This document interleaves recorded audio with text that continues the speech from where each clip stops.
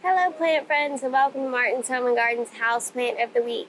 This week we're going to be talking about Crassula ovata, which is more commonly known as jade plant, which you can see in several different sizes right beside me.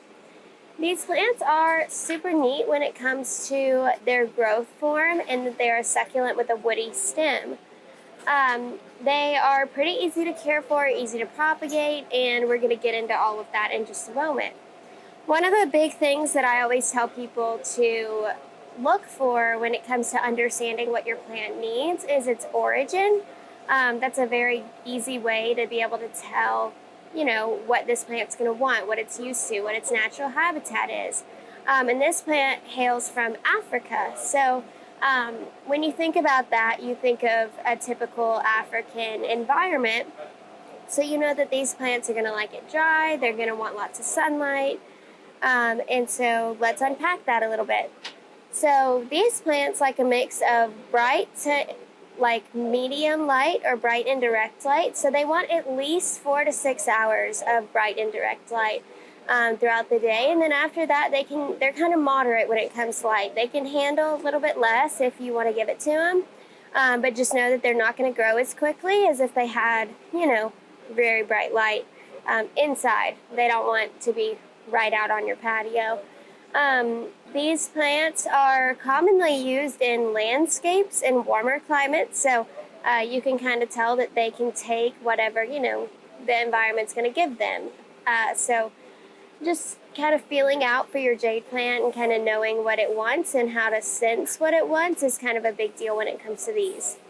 When it comes to watering these plants, they don't like to be super wet. A good note when it comes to jade plants is to let them dry out almost entirely, and whenever the leaves start to get kind of wrinkly is when you're going to want to water them again.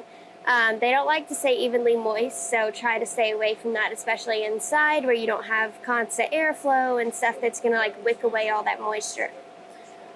When it comes to the soil on these plants or repotting, you're going to want to use a mix of a nice well-draining potting soil and sand. It's going to want to be half and half on that.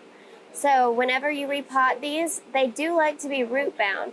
So they don't want to be in a pot that they're going to have a ton of room to grow into. They rather be a little bit more together when it comes to that.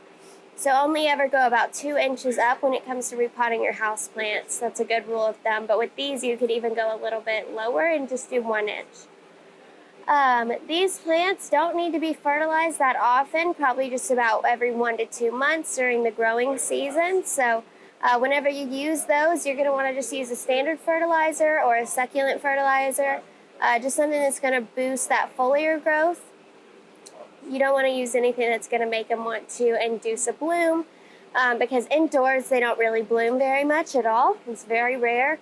If they do, it's going to be like a white or a pink bloom on them. When it comes to the temperature in your house, it should always be between 65 degrees, and then they can handle upwards of 86. I don't recommend it because you would die in your house at 86 degrees. These plants are toxic when it comes to cats and dogs, but they're relatively non-toxic to humans. Nothing crazy is going to happen, but with your cats and dogs, you want to make sure that they're not eating on them. They are prone to some pests and diseases. One of the number one is mealybugs. Those are really bad on jade plants, as well as spider mites. They're also pretty prone to a number of fungal diseases, so just looking out for your plant and making sure that you're on top of it and using a good pesticide, fungicide before the problem happens is a really big deal. So even if you don't have any bugs, you don't see any signs of fungus, just go ahead and spray it every now and then because that's really helpful when it comes to prevention is key to plant health. So that's pretty much all that I have as far as jade plants go, except for, I forgot, propagation is super easy with jade plants. They can be propagated from a leaf, from a stem, from the whole thing basically. So you just snip off a piece and you have a whole new plant, which is pretty cool. You can use a root growth stimulator, which is auxin, which is naturally occurring in your plant as a hormone. And so doing that will create the hormone in the plant to induce root growth. So yeah, jade plants are a super awesome plant. They are great to have and keep around your house if you want to, snip off a piece and give it to a friend, or even just to look at. They're pretty fabulous. So pick up your jade plant at Martin's today. We have so many different sizes. So thanks for watching, y'all, and check back next week.